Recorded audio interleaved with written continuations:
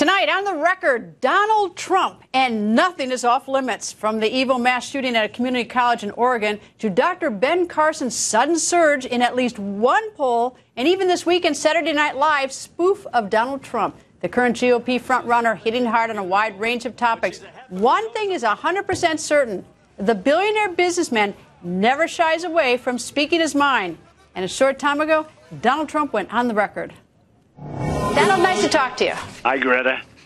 Donald, if you were president when we had another shooting much like we had in Oregon, how would you have responded to it? And is there any what's your plan or strategy to stop these shootings?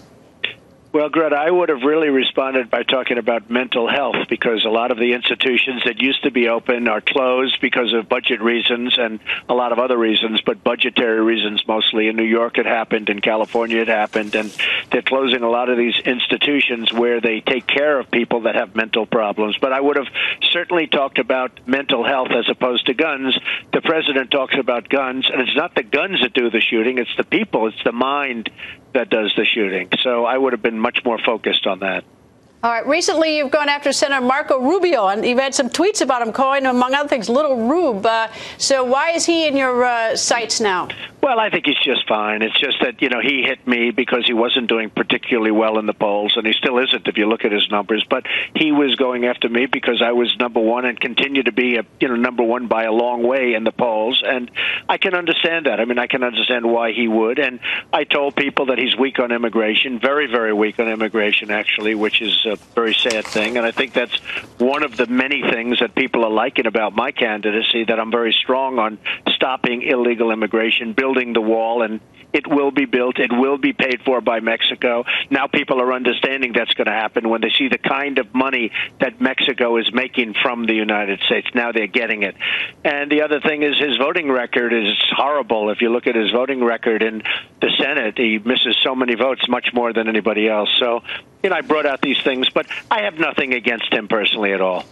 All right, you bring up polls, and let me say right out front so you don't yell at me, the Fox poll, you're up 8. The Suffolk USA Today poll, you're up 10. But an Investors Business Daily poll out now says Dr. Ben Carson beats you by 7, and we don't know if that's a trend or an outlier, but your response to that?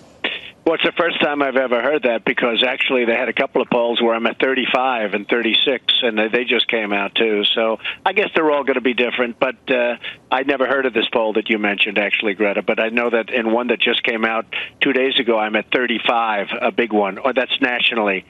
So, we're very happy with the way we are in the polls. And most polls, including your Fox poll, I'm way up over everybody else. All right. The Benghazi Committee recently, Majority Leader Kevin McCarthy made a statement about it, and he's, of course, suggesting that it was political.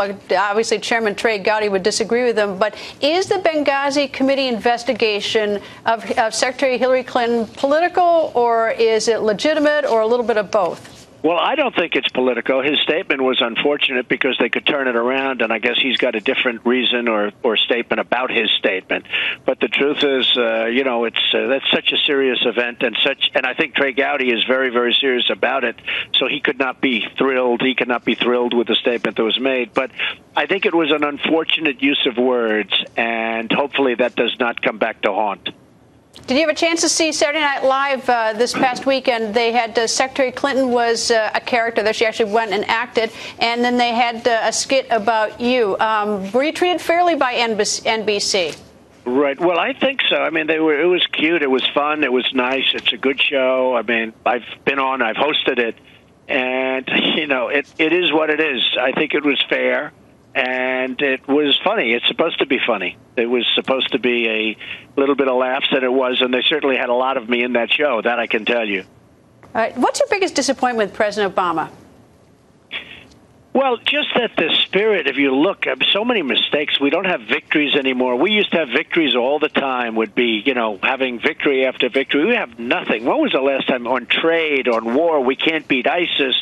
We can't beat anybody. Iraq is a disaster. Afghanistan with a hospital, and you see what's going on with that, which is such a tragedy. And everything we do is wrong. We're like the gang that couldn't shoot straight. We just, everything we do is wrong.